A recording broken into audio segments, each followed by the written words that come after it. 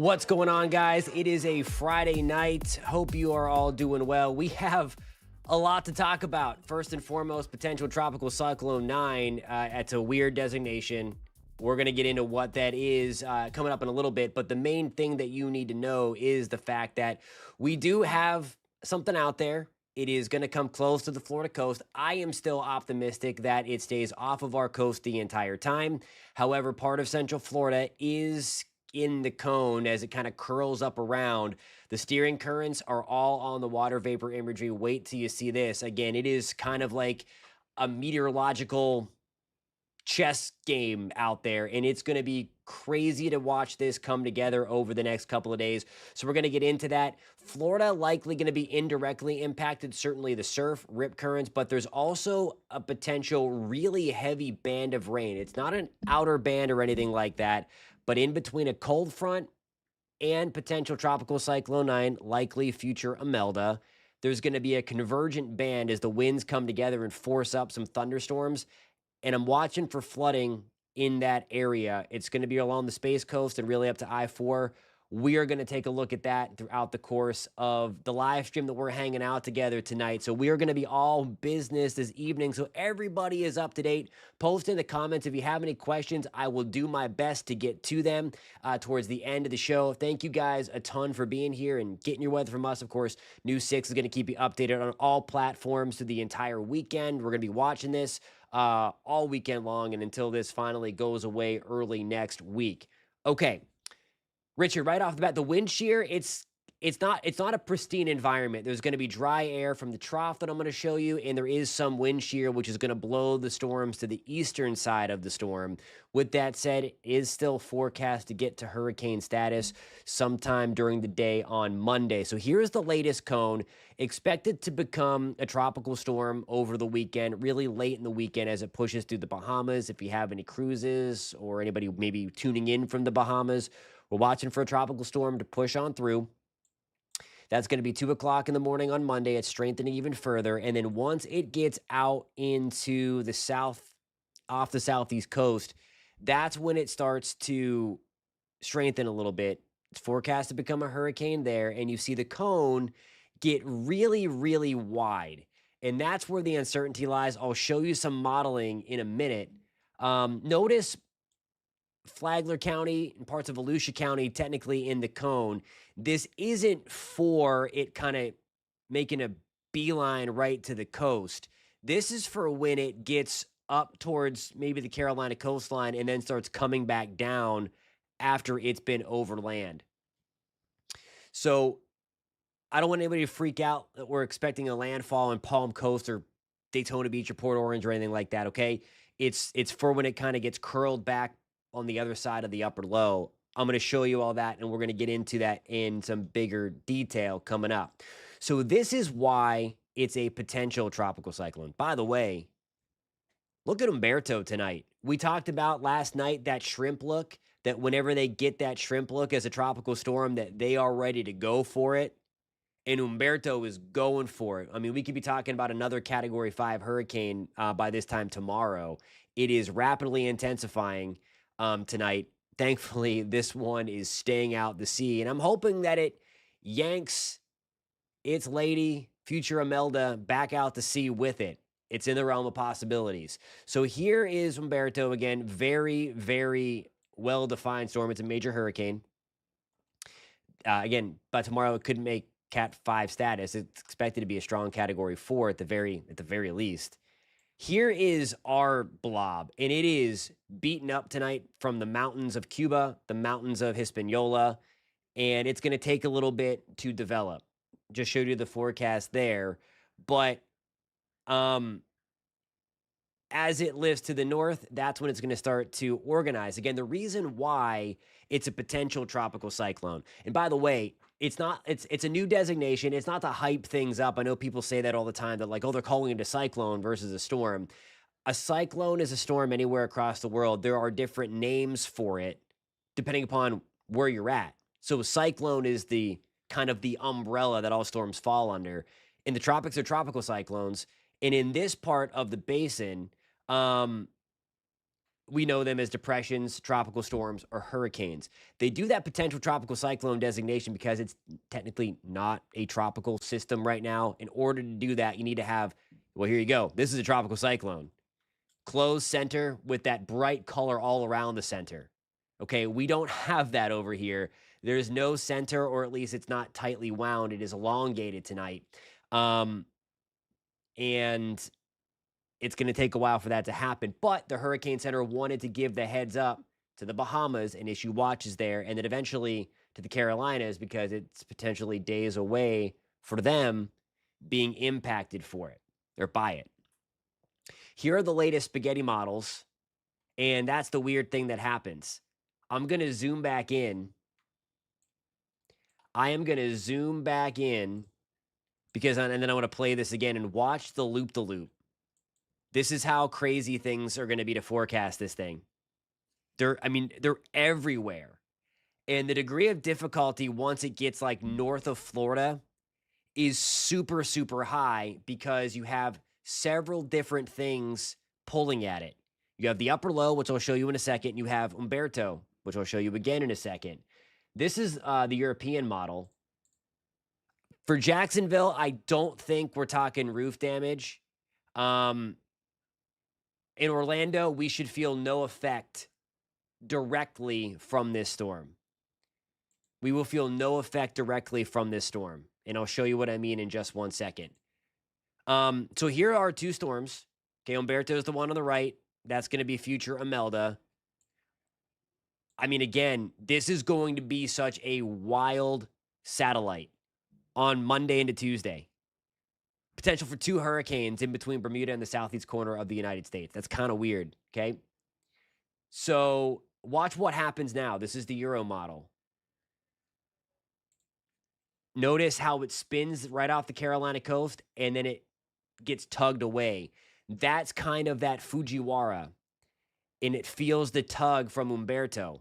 I'm hoping that it feels that tug a lot sooner than even that, but for our friends in the Carolinas, we really would like that to stay out to sea. It's going to chew up the coast. It's going to cause coastal flooding and all that stuff. But nonetheless, it is going to be something to watch over the next few days. Okay, so here we go. This is the dip in the jet stream right here. See this spin? This is the swirl that grabs it, okay? This is the swirl that kind of lifts it north initially. This is what kind of keeps it riding parallel to Florida. So that's the one thing that steers it. There is Humberto. And then right in the middle, that little green mass, that is our disturbance. They're fighting over her, okay? Like literally that's what's happening. The trough wants it. Humberto wants it. And the question is, we have to try to figure out over the weekend, which one wins. And we're hoping it's Humberto. Again, for Florida, this should be, the beaches are going to be impacted. Rip currents are going to be high. Beach erosion is going to be, pretty big. But nonetheless, it's going to stay off the Florida coast. Okay? Zachary, great question. He asked, how bad will the impacts be on the east coast of Florida? This should not make a landfall on the Space Coast. Something would crazily have to change over the next couple of days for that to happen. But I'm watching one thing that could bring flooding to areas east of I-4 indirectly related to this storm. I'm going to show you the future radar coming up in just 1 second.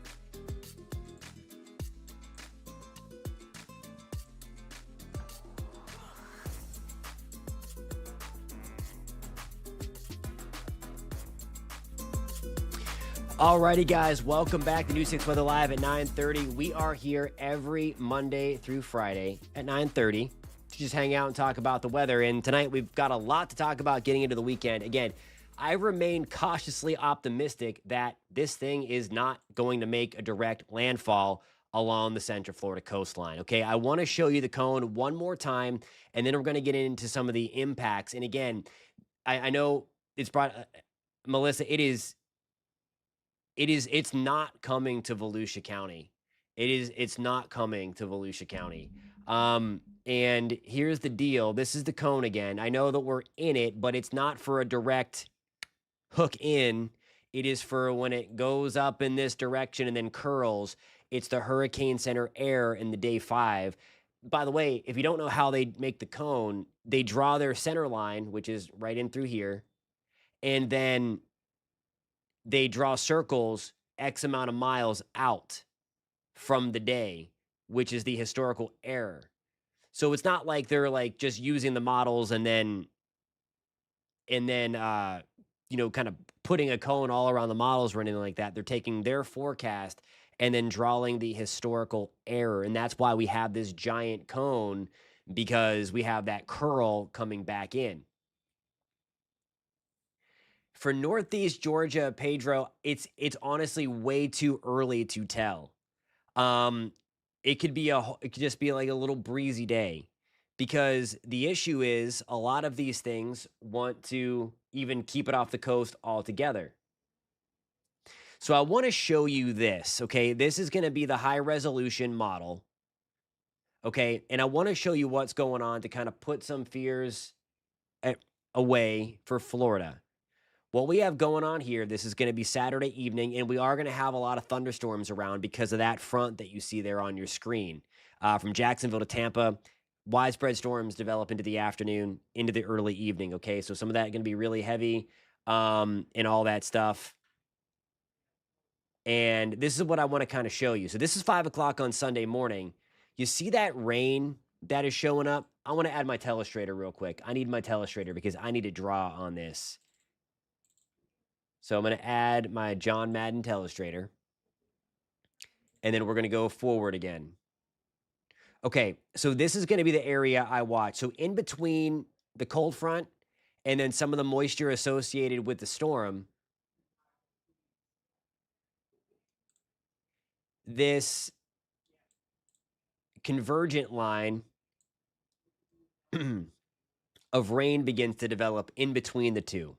So indirectly, because we have the storm coming out of the Bahamas and the cold front coming out of the northwest, we're going to force up rain in a very narrow corridor. So watch what happens.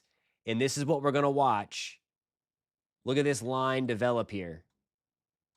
Very heavy rainfall. This is lunchtime on Sunday from Daytona Beach, I-4 really, and points to the east. Again, this is not an outer band. It's not going to be that close. But then you see that continue to slide through. So again, not an outer band, but this kind of convergent band, because we have the winds coming together, it forces up the air, and we get thunderstorms to develop right along the East Coast from Daytona Beach down, maybe all the way to Lake Okeechobee. So that is the main thing that I am watching for as we move into the next couple of days. Now, let's look at the latest rainfall projection here. And this is the corresponding kind of future radar rain outlook. See, there you go. This is out here. That's the track. That's the track of the storm. That's where all the heaviest rain is going to be. Okay, so that's going up. Okay, we don't want that for the Carolinas, but that is, see how far off the coast it is?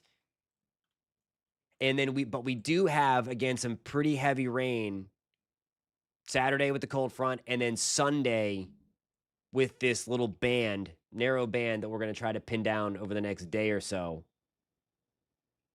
And that's what we're looking at. So again, don't believe there's going to be a direct landfall in Florida. If something were to change and it gets yanked, it would be north of Jacksonville. And I want to kind of show you that here. This is a great rendition kind of what I just showed you. The brown color that you see on the screen, that is the trough. And then there's some of the moisture that we're tapping into. And you see that counterclockwise motion on the left of your screen. That's what lifts future Imelda up our coast. There's the spin. And again, there's how far it is away. Again, rip current risks really high. Beach erosion, pretty decent. The waves, 6, 8, 10 feet. And then it continues to spin. It continues to spin. It continues to spin. Now, we don't want that. This is the latest. This is we don't want it to keep battering the coast a little bit, but it kind of stalls it a little further south. But that also means it is feeling the tug of HUmberto. It's feeling that tug. And just showed you the rainfall. Alrighty, guys, I need to get another break in. When we come back, if we have time, we'll get to some questions. So if you have any questions, do me a favor, post those in the comment section. If you're watching on News 6 Plus, you can dial up. The YouTube channel and post your comments there. They're also on clickorlando.com. There's a section to add your comments as well, and I can see them and show them. And all that stuff as well. We'll be right back in 3 minutes. We'll go over some of the ensemble forecasts coming up. If we have time, I have to cut out maybe 30 seconds early because I'm leading the 10 o'clock show with the latest data that I have. So make sure you tune in to News 6 at 10. That's going to be a few minutes after we sign off here. That's going to be right on News 6 Plus. If you're watching on News 6 Plus, just keep it parked right here. If you are watching it on YouTube, we're still going to be on the same YouTube channel. It's just going to be on a different link and thumbnail. It's going to be News 6 at 10. I will see you guys in 3 minutes. Post in the comments where you're tuning it in from. And if you have any questions, let me know.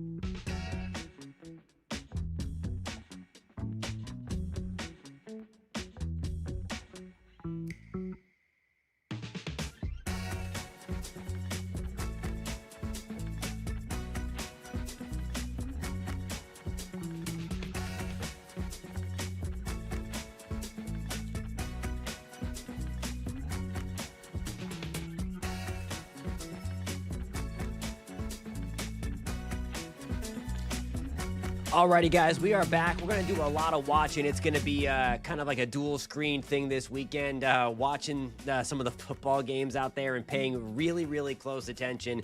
Again, the forecast is not leaving my eyes this weekend, keeping a close eye on this kind of north to south movement of this. Yeah, for the cruise on October 9th, this thing is long gone. So you have nothing to worry, at least from this one. There's still some things out there for sure. Nothing concrete, but certainly we're going to be in a little active period, I think, for the next couple of weeks, kind of more bullets to dodge, and then hopefully we shut her down going forward. I did see the latest GFS. Where did that comment go? I think, was it Javier? Okay, there's so many comments. Thank you guys for the comments. So I did see the new GFS run. Here it is. For those that might be wondering, let me get to my other screen. And this is the reason why. This is the reason why that Florida is in the cone. So it goes up. There's our little thing right there. See it down there? It goes up, and then that's where it stalls. But look at this. This is going to be... It's crazy. It never makes a landfall. It does the Fujiwara. Goes up through the Bahamas. Bam. Gone. That would be really bad for the coast, though. 18Z Euro. I think we just looked at that on the computer.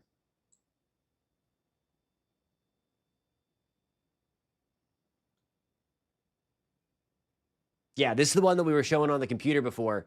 So even we don't want it staying there for a long period of time, but it's very similar to the GFS. It goes up, it gets close, it gets one of those banding features on, and then gets pulled out by HUmberto. So that would be the best case scenario for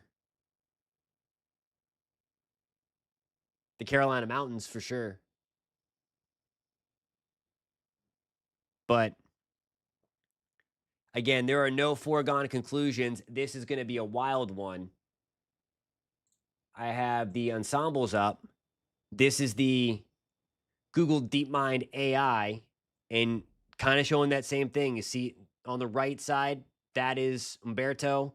On the left is Imelda. The colors aren't as deep. We like that. Weaker storm. And then it feels the tug. But we don't want it getting that close either, because that's still going to cause a lot of flooding in South Carolina with the storm surge. They flood on a straight up day. This is the Google DeepMind with the GFS background state, and most of them keep it from a landfall. This is the European ensembles. We'll see what happens. That was a 12Z run, waiting on 18Z. No, Melissa. This is not going to do what Hurricane Ian did. Do not worry about this. Is not even close. Not even close. Alrighty, guys. I have to run. Hit me up on Facebook, Jonathan Kegges News 6. I also have a link to a loop that is going to be running all weekend long, where I'm going to pop in and answer questions and things like that. That is going to be up there all weekend long. Again, hit me up on Facebook, Jonathan Kegges News 6, and I will answer any question that is asked of me. Again, keeping a close eye on this all weekend long.